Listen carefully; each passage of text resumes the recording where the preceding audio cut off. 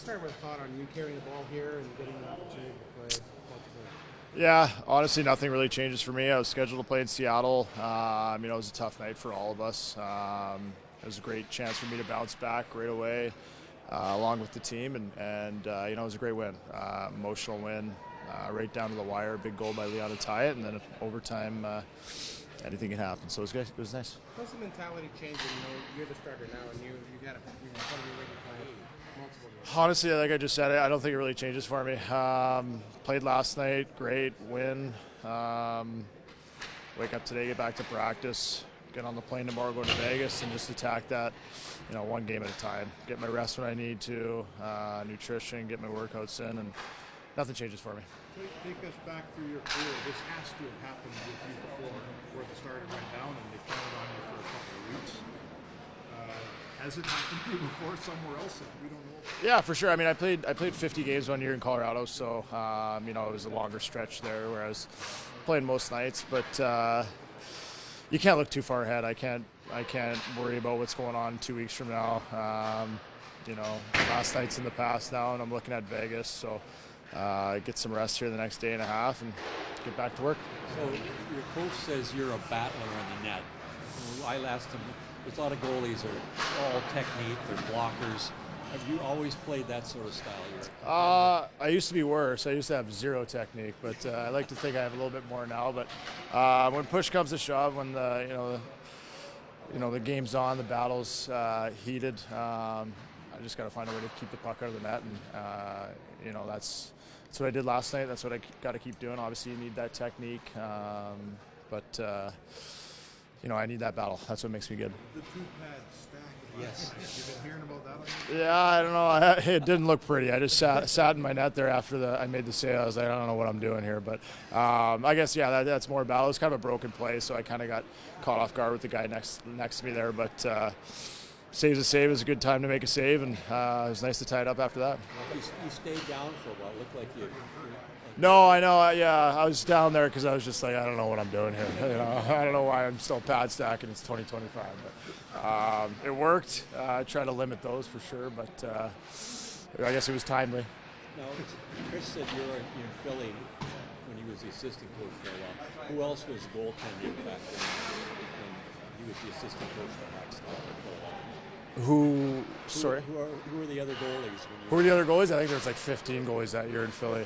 There was a lot. When I was there, Brian Elliott was there, Alex Lyon, Michael Neuwirth, Anthony Stolarz. There's a lot of us. It was kind of a carousel there, but I was only there for a couple months. Obviously got to know Nauber a little bit there.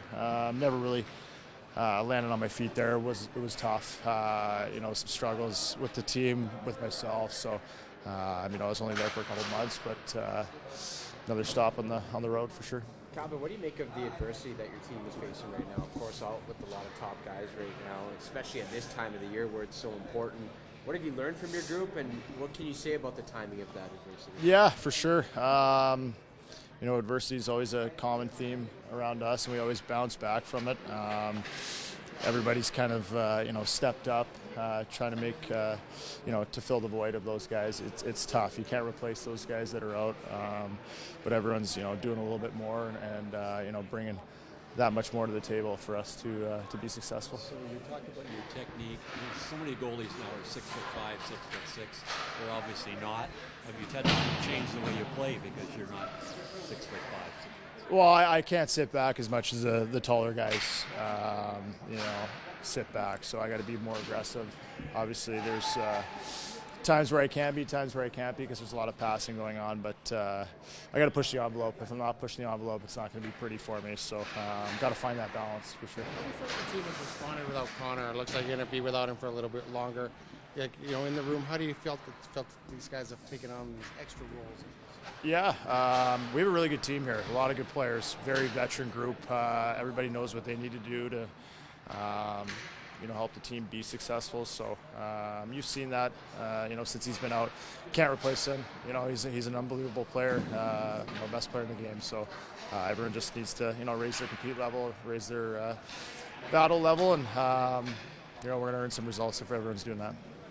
The game in Seattle, was that just one of those games for a goalie where you say, oh man, everything you're shooting in that second period. I mean, they had so many good looks. So I'm thinking, oh man, this is not fun. Yeah, it was tough. It was tough. I've been, that's where I played junior too, so I've been lit up in that city a lot of times. But no, it was tough. It was the first period was pretty even. It was good. Felt pretty good, and then the second period was everything they were doing was turning to gold, and we couldn't do anything right. So those things happen.